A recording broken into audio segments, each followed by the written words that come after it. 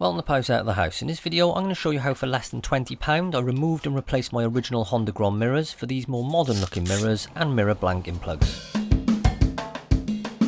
So first remove this rubber cover by pulling it up, and using a 14mm spanner we need to loosen this locking nut by turning anti-clockwise. Once the locking nut is loose we now need to rotate the mirror clockwise. Now whilst you'd usually rotate clockwise to tighten things up, in this situation there's a reverse thread in the adapter below, hence why we have to rotate clockwise to loosen the mirror. So now we do the same to the other mirror, rotating anti-clockwise on the locking nut with the spanner, and once loose rotate clockwise until it comes out altogether. Now we need to remove the mirror adapters by rotating anti-clockwise with the spanner, as these are fixed into the bike with a normal clockwise thread. This is important to note when buying your mirror plug caps, as we'll need to choose a clockwise thread, but I'll explain that in a minute. So here's the adapter with a clockwise thread at the bottom where it fits into the bike, and an anti-clockwise thread at the top where the mirror fits into the adapter. So I carry on and remove the other adapter, then I fix them back to the mirrors for safekeeping.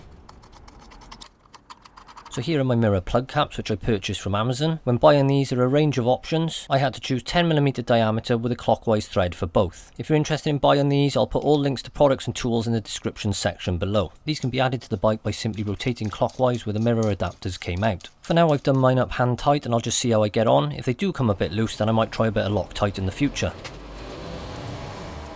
Again, I bought these mirrors on Amazon and they're actually advertised as mirrors for a road bike or mountain bike. They look perfect for this application, and at less than £10 I thought I'd give them a go. And don't forget I'll put links to all products and tools in the description section below. You can see they come with 4 rubber straps, that's 2 to put on the bike and 2 spare. And the mirror arm has a ball joint at one end, it rotates at the other and swivels in the middle, allowing you to move it to any position. The universal rubber strap just clips over the bracket on the mirror arm like this. To make the installation neat and tidy I put the long bit of the strap at the back of the handlebar, then stretching the rubber strap around I clip into place.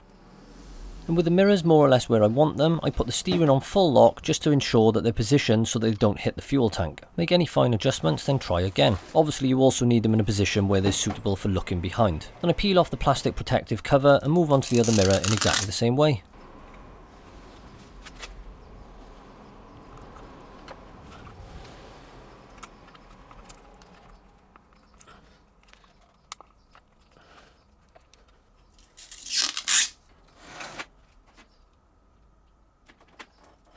So there we go, all done. Now if you're interested in any of the tools or the products used in this video, I'll put links to those in the description section below. If you have found this video useful, can you please give it a like, and if you haven't done so already, can you please subscribe to this channel and press that bell icon for regular notifications. I've been POUSE out of the house. Ta-ta, farewell.